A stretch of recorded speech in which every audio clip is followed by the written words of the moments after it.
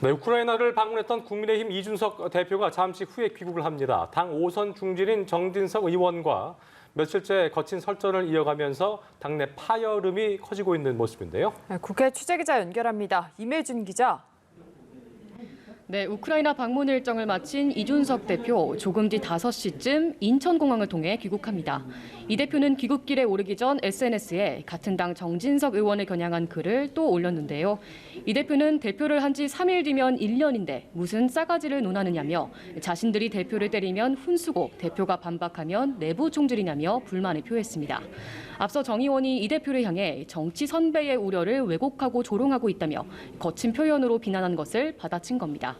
이 대표의 우크라이나 방문과 또 혁신위 구상 등을 놓고 이 대표와 정 의원이 며칠째 서로를 향한 설전을 이어가며 당 내홍으로 비화하는 모습인데요.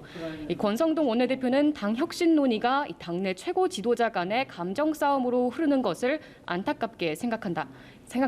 소모적인 논쟁은 그만해야 한다며 진화에 나서기도 했습니다. 이와 관련해 정 의원은 오늘은 SNS에 반박글 대신 민생 대책을 강조하는 글을 올려 정 의원이 한 발 물러선 것 아니냐는 해석이 나왔습니다. 자, 민주당은 우상호 비대위원장이 이끄는 비대위 출범을 앞두고 2달 뒤에 있을 전당대회 규정과 관련된 당내 의견이 분분하다고 하죠? 네, 그렇습니다. 민주당 우상호 비대위원장이 이끄는 비대위가 내일 공식 출범합니다. 지난 대선과 지선 패배로 더욱 뚜렷해진 당내 계파 갈등을 봉합하는 것이 비대위의 가장 큰 숙제인데요. 다만 당내에선 비대위보다 2달여 뒤 열리는 전당대회에 관심이 집중된 모습입니다. 친문계 의원들은 대체로 현행 지도부 선출 방식을 유지하자는 입장인 반면 친명계는 변화에 맞춰 당규도 수정이 필요하다는 입장인데요.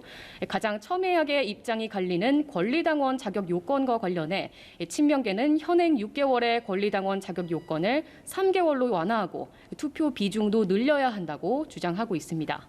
당대표 경선에서 국민 여론조사를 30% 반영하는 국민의힘과 달리 10%만 반영하는 룰에 대해서도 민심을 반영하지 못한다는 비판의 목소리가 커지고 있습니다. 지도부 선출은 2년 뒤 총선 공천권과 직결되어 있는 만큼 이 계파 간 신경전이 과열되는 양상입니다.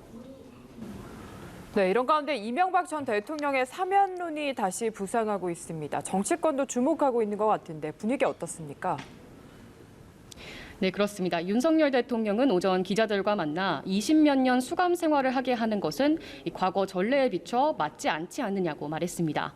전날 지금 언급할 문제는 아니라고 답변한 것과 비교하면 진전된 발언으로 볼 수 있어 이목을 끌었는데요. 이에 권성동 원내대표도 오전 라디오 인터뷰에서 국민 통합 차원에서 불가피한 것이라고 생각한다며 사면론에 힘을 실으면서 정치권도 주목하는 분위기입니다. 이와 함께 윤 대통령은 검찰 출신 인사 중용에 대한 논란과 관련해서 필요하면 또 해야죠라고 말해 추가 기용 가능성을 열어뒀습니다. 이에 민주당은 윤 대통령이 검찰공화국을 만들고 있다며 강도 높은 비난을 이어갔는데요. 민주당 박홍근 원내대표는 검찰 출신 측근만이 능력이 있다는 윤 대통령의 인식은 오만과 아집에 불과하다며 마이웨이식 인사로는 국정 운영을 감당할 수 없다고 목소리를 높였습니다. 지금까지 국회에서 전해드렸습니다.